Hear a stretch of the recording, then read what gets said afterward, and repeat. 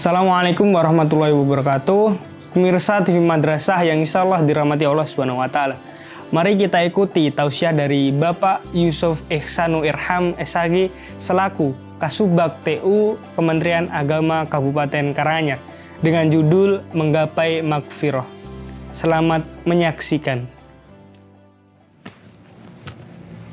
Assalamualaikum warahmatullahi wabarakatuh. Para pemirsa, wabil khusus Kepala Madrasah Aliyah Negeri Kabupaten Karanganyar yang kami hormati, dan para pemirsa semuanya yang berbahagia dan yang insya Allah diberikan kesehatan oleh Allah Subhanahu wa Ta'ala.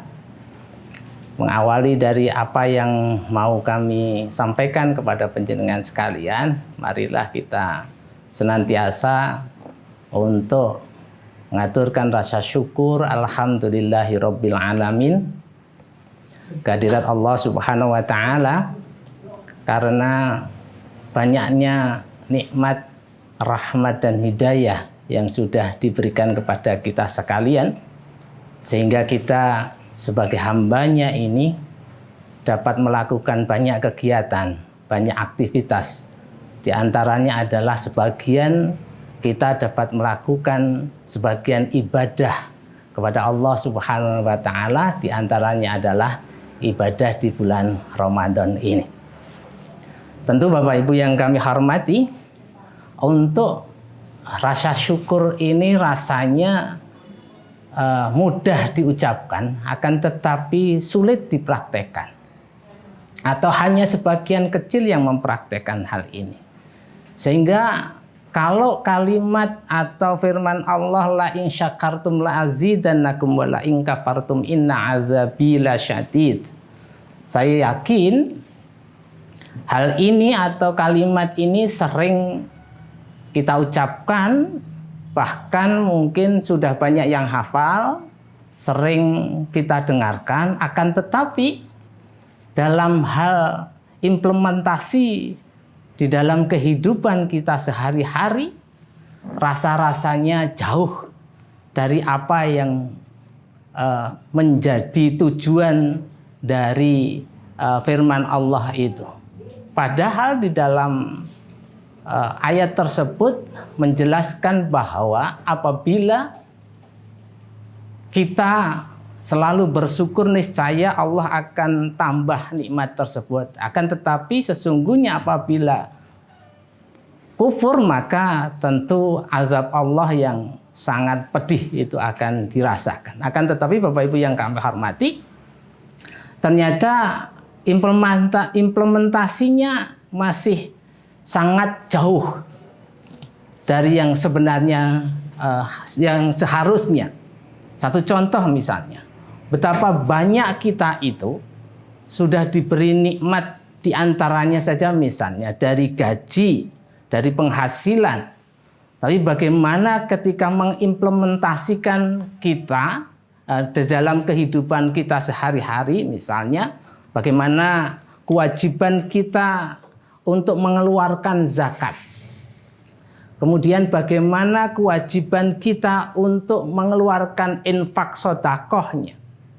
Kemudian bagaimana kita mentasarufkan atau menggunakan uang yang sudah diberikan Allah kepada kita berupa penghasilan itu, kira-kira sudah sesuai dengan aturan agama atau belum.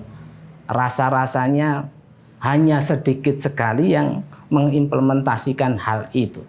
Padahal Bapak Ibu yang kami hormati, ayat tersebut sudah sering kita dengar, bahkan kita hafal, bahkan di luar kepala kita sering melafalkan hal itu. Tapi sekali lagi implementasinya masih jauh dari harapan kita. Bapak Ibu yang kami hormati, para pemirsa yang dirahmati oleh Allah Subhanahu wa Ta'ala, wabil khusus kepada Kepala Madrasah Aliyah Negeri Karanganyar yang kami hormati, beserta dengan para wakil kepala sekolah bersama dengan para pendidiknya yang kami hormati. Tentu berikutnya yang perlu kami sampaikan adalah bagaimana kemudian kita itu mengevaluasi diri. Mungkin kalau saya tanya Bapak Ibu sekalian, seandainya ada pertanyaan yang kami lontarkan kepada Bapak Ibu semuanya, Bapak Ibu, kira-kira dari sekian banyak orang itu, kira-kira siapa yang pengen masuk surga misalnya? Saya yakin semuanya akan angkat jari, saya akan pengen masuk surga. Tetapi kalau ditanya kemudian kira-kira sudah pas atau belum dengan apa yang Bapak Ibu lakukan kemarin untuk menggapai surganya Allah itu, karyanya sudah atau belum, kayaknya jawabannya adalah diam. Kebanyakan masih diam. Kenapa? Karena memang kita sering ngerti aturan tetapi kita tidak mengimplementasikan. Kita ngerti ayatnya tetapi kita tidak mempraktekkan. Kita ngerti hadisnya tetapi hanya sebatas hafal dan ngerti saja, tetapi implementasinya, prakteknya saja masih jauh. Satu contoh lagi misalnya Bapak Ibu yang kami hormati. Misalnya ada perintah yang namanya sholat itu adalah tanha anil fahsya wal mungkar. Siapa yang melaksanakan, yang mendirikan sholat itu pasti akan terjaga dari kemungkaran. Tetapi faktanya nuwun sewu, berapa banyak orang itu yang melakukan sholat 5 waktu, 17 rakaat, itu ternyata masih jadi koruptor. Masih banyak mencari jabatan yang pakai uang duluan. Masih kemudian nanti ketika menjabat itu masih mencari-cari agar menguntungkan dirinya sendiri, kemudian mencari kekayaan untuk kepentingan keluarganya sendiri. Berapa banyak seperti itu. Maka kemudian kalau ditarik kepada kalimat atau inna sholata tanha anil fahsya wal munkar, itu rasa-rasanya kok jauh. Padahal Bapak Ibu yang kami hormati, mestinya yang harus kita lakukan adalah ketika kita sudah melaksanakan sholat, bahkan mendirikan sholat di masjid berjamaah, maka keluar dari masjid itu selalu berpikir, kalau saya melakukan kemaksiatan, apa gunanya saya kemudian sholat di masjid tadi? Kalau saya masih melawan dengan orang tua, apa gunanya saya sholat berjamaah di masjid tadi? Kalau saya masih melakukan hal-hal keburukan lain yang melanggar aturan agama, aturan negara, maka mesti harus menjadi pertanyaan kita, apa gunanya kita sholat 5 waktu berjamaah di masjid setiap hari, tepat waktu, dan lain sebagainya. Ini mesti menjadi ranah pemikiran, perenungan kita bersama dalam rangka Bapak Ibu yang kami hormati untuk menggapai maghfirahnya Allah, untuk menggapai rahmatnya Allah. Karena Bapak Ibu sekalian juga sudah sering mendengarkan bahwa nanti kita itu akan masuk surga itu karena hanya dengan rahmatnya Allah. Tetapi untuk menggapai rahmatnya Allah itu kita akan melakukan hal-hal yang baik, melaksanakan perintah Allah, kemudian meninggalkan larangan Allah dengan semaksimal mungkin. Tetapi tidak pilih-pilih, ini yang agak enak-enak maka ya kita lakukan, walaupun langgar-langgar sedikit tidak apa-apa. Tidak seperti itu. Kita sering mendengarkan bahwa kita akan mengaplikasikan, mengimplementasikan agama ini secara kafah, semuanya. Maka semuanya, termasuk ucapan Bapak Ibu yang kami hormati. Coba kalau kita lihat dari ucapan, padahal ada di dalam, kalau tidak salah di awal-awal juz 6 kalau tidak 7 itu, di awal-awal itu ada kalimat, ada ayat yang mengatakan la yuhibbullahu jahra bisu'i minal qauli illa man dzulim kana Allahu sami'an alima. Coba Kita di situ diperintahkan untuk berkata yang baik, tidak berkata yang buruk. Tetapi di dalam keseharian kita, di dalam kehidupan kita, terlalu sering kita itu mendengarkan kalimat-kalimat yang tidak semestinya keluar dari mulut kita. Ya, kalau kita kemudian kaitkan dengan la'ing syakartum la'azidannakum wa la'ing kafartum inna azabi lasyadid tadi, kita itu sudah diberikan nikmat Allah berupa mulut. Tetapi kenapa dipakai untuk berbicara yang kotor? Ini tidak hanya di kalangan biasa-biasa saja. Bahkan ada sebagian para penceramah agama itu kadang pakai gurauan, pakai sendoguro begitu, dengan bahasa-bahasa kalimat-kalimat yang nuwun sewu tidak senonoh, rusuh. Bahkan kadang-kadang di situ tidak melihat apakah yang dihadapi itu perempuan atau tidak, kemudian yang dihadapi itu siapa dan lain sebagainya, tidak berpikir ke sana. Maka sekali lagi kalau saya sampaikan kepada para pemirsa semuanya, apabila kita mau yang kafah tadi berarti semuanya kita stop yang kaitannya dengan pelanggaran terhadap aturan-aturan Allah tadi. Maka kita hanya bisa melaksanakan perintah-perintahnya Allah, meninggalkan larangan-larangan Allah dengan semaksimal mungkin. Coba Bapak Ibu yang kami hormati, sekali lagi kalau kita mau menggapai, kalau tadi saya sampaikan pada pertanyaan semuanya pengen masuk surga, pengen.